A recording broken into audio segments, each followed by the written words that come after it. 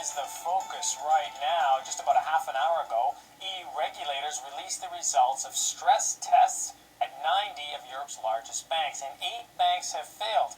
For some bit more perspective on this is Alex Jashevsky. He is founder and managing partner at Recovery Partners. So, Alex, you were chuckling there a minute ago. What do you make of these results? Well, I think they're rearranging the deck chairs on the Titanic here. Let's hope this exercise has some more validity than the one last year, where we were told only a couple of banks missed the mark, and then a few weeks later all the Irish banks failed. So the reality is, I mean, these banks are going through a real-life stress test right now.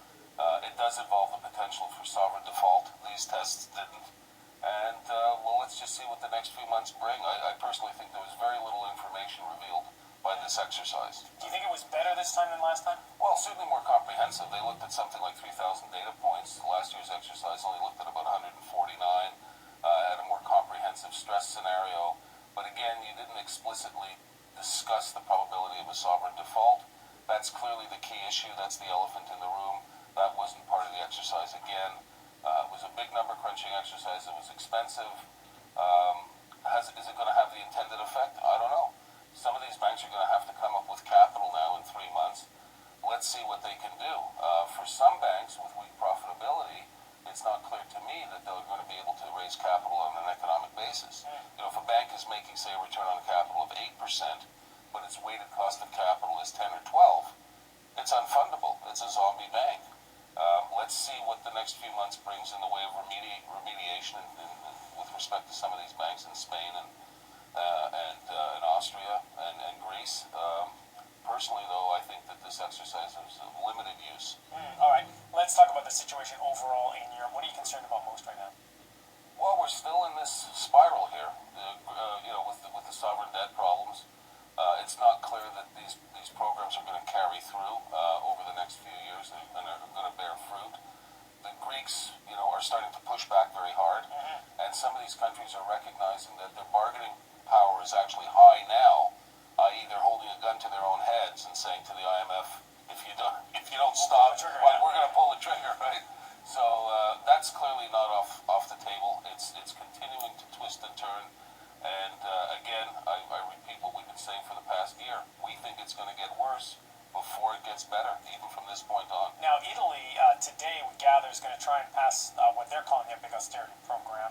Is that going to get them out of the woods, or are we now still focused on? Well, it's a start. I mean, they're trying to pass a 40 billion euro package of reforms, spending reforms. I expect that that'll pass. Berlusconi's government does have a majority. It's going to go forward. Tremonti's going to get it through. But the fundamental issue is Italy's at 120% debt to GDP.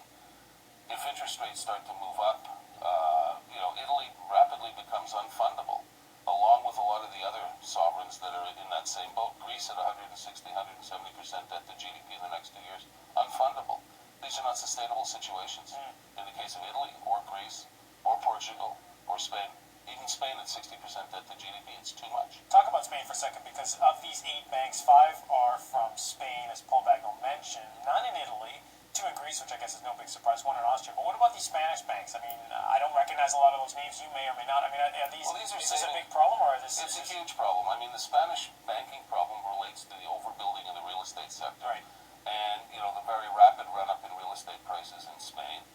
A lot of banks are carrying real estate-related loans, construction loans, mortgages, half-completed projects, and there's been a false market for the last 3 years in real estate. The Spanish banks have been trading real estate amongst each other in an effort to show marks on their books that are not going to put a lot of these loans underwater. So are these like savings and loan type banks, the ones that are... Yeah, they're community banks, KSS. A lot of them, most of them are, in my opinion, would be insolvent if you actually put a real microscope on the value of their portfolios. That's the big problem in Spain. Yeah, and it sounds like the threshold that the ECB set is actually it's pretty low. I mean, if you're under that threshold, you've got to be in serious trouble. It was a slow pitch. It was a powder puff threshold. And how many are near the threshold as well? Well, that's the other thing. What are the regulators going to do now, not only for the banks that have failed, but the banks that were close on these tests? Because to me, that's just an indication that the problems are probably much more deep-seated. If you really want to stress this, a lot of these banks, many more of these banks would probably fail the test. All right, now the European Union leaders did not meet today as expected, as they planned to, and I wonder if that is a signal that maybe this is moving into a political dispute as well as an economic financial dispute as well. Very much so. very much so. I mean, you heard the Spanish Central Bank of Yeah. Spain talk Spain, about, yeah. the questioning the fact that the provisions weren't allowed to be included and this and that. So it's rapidly turning into a political food fight right now in Europe and on many levels. And, again, you've got, I go back to what I said about Greece. Greece has now thrown down the gauntlet to the IMF. They're basically saying we can't do anymore. Papandreou's been very vocal. He said, well, we want to discuss this behind closed doors, but he sends an open letter to the IMF and talks about it on the airwaves. Sure, I mean, there's going to be some more fireworks here. What's the way out then? I mean, I know that's a very simple question, very basic question, but I wonder what's the way out and how long do you think it'll take? Well, I think the way out is there on the table. The way out is to acknowledge that some of these debts are unrepayable and to start a structured process of triage and remediation of these debts. Some of the debts aren't going to be repaid, and until people admit that, the authorities admit that, it's not going to get better. Doesn't that become a banking problem as opposed to a Greek problem? In other words, if we do that with Greece and say those debts aren't going to be paid, don't the banks take the brunt of that? Well, yeah, but the bad lending decisions have been made, and at some point, people are going to have to face up to this. The longer this goes on, the bigger the problem becomes. And then what, are we bailing out banks at that point, a la the U.S. a few years ago, or did we just let these banks fail? I think there'll be a significant consolidation in European banks over the next 5 to 10 years as a consequence of this issue. A lot of banks are going to come out of this with no capital. And, that's the plan B that people need to be thinking about. Like, what do we do to get out of it? How much is it going to cost?